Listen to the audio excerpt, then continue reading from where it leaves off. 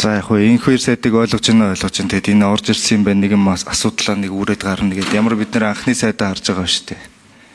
Тийм биз дээ. Бүгдээрээ тэгэл нэг хариулал гарыг л боддог ш. Би зүгээр яг хөө эрүүл ухаантай хэдүүлээ нэг айл гэж өөрсдөө бодоод шийдлэхгүй бол одоо та ингээд аргалал танд нэг бас хуурагдаад байдаг цаг бас өнгөрцөн штэ хүмүүсийн хувьд. Одоо ингэ чи ингэж штэ. Тоог чи хэлж штэ.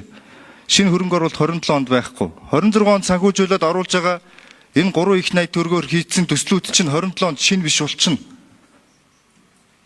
Тий. Тэгээ яга хуураад байгаа юм бэ? Энд чинь шинэ биш болчихно. Энэ мөнгөө бид нэр хэмнэж чадах юм бол наад асуудал шийдэж болж гэнэ гэдэг чинь энэ мөнгө болж яах гээд байгаа юм бэ? Та энэ юунуудыг харал та энэ одоо энийг одоо харуулаад би танд ч биш. Ер нь гişүүддээ л хэлмээр байгаа. Ингэж ийм юм одоо болчмоор л Монгол улсыг яг үнэндээ гişүүд нь хорлож байгаа. Үүнэ шүү. Энэ тойрог дээр очиод ямар нэг юм байгуулж нэг туу цаашил зураг авах болдог. А энэ бол PR байха болцсон. Одоо би энд бүгдэнд хэлмээр санагдчих. Яг үнэндээ авж байгаа тэтгэвэр цалин тэр амьдралд нь хүрэхгүй ажил олдохгүй байгаа үед та дэрэгд нь очиод усан бассейны туу цаашлаа зогсож ивэл чулуу шидэх хэрэгтэй. Тэр мөнгөөр нь төсвийн орлого тасар гэдэг төсвийн орлогын төлөө бид нэр амьдраад байгаа юм уу? Сүүлдээ энэ байрлал нь бүр ийм болчихлоо шүү дээ. Төрийг байлгахын төлөө иргэд нь ажил хийдэг. Төрийг ямар нэгэн юмны туу цаашлуулахын төлөө иргэд нь татвар төлдөг. Ийм болчихлоо шүү дээ.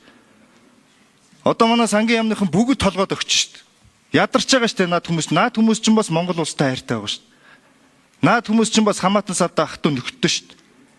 Бүгднгийнх нь амьдрал хэцүү болж байгаа.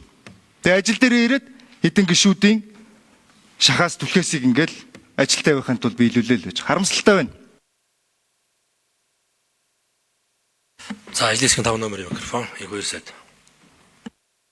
Яг энэ дээр цантайг санал нийлээд байна. Засаг тооцоолоо төсвийн хүрээндээ багтаад төсвөө өргөн барьсан. Одоо жишээлбэл одоо таны ярьж шүүмжилж байгаа төсөв дээр 2.4 их найдын 150 төсөл хөтөлбөрийг их хурлын гишүүд хилцүүлэг явуулсан нэмсэн байгаа байхгүй. За эн чинь одоо үргэлжлээд ороод ирнэ. Үргэлжлээд ороод ирэхэд бид нар 2.2 их найдын орон зай байна. Үргэлжлэх.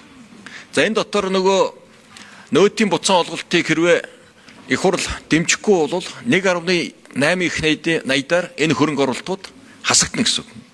Нөөт талдаа 1.8 шилжээд 2.2 чинь 0.400 болоод үлдэнэ. А гэтэл тэр 400 тэр бүмийн цаан чинь энэ 2.2 их 3.6 их найдын санхүүж 2.2 их найдаар ч аж ахуй нэгжүүд зээлээ аваад ажиллаа хийгээ гүйцэтгээд барилга угсралт хөрөнгө оруулалтууд явцсан байгаа байхгүй. Тэгэхээр ер нь цаашдаа одоо энэ хөгжлийн бодлого төлөлтийн хуулиар бас нэлээд төсвийн сахилга бат бодлогын асуудал хэрэгжилтийг хангах хуулиуд нэлээд наривчлаад ороод ирсэн. Одоо ингээ ер нь цаашдаа байнгаараа хилцүүлэг дээр дур зоргоор техник эдийн үндэслэгүй, их усүргүй, үр ашиггүй энэ хэмжих үр дүнгийн хэмжих нэг тодорхой бус юм төслүүд ер нь явах болцоо уламд багасж байгаа. Нэг үед бол бас ингээд төсөв чамбараад, бодлого чамбараад, хууль чамбараад бас ингээд зөксөрж ил байна.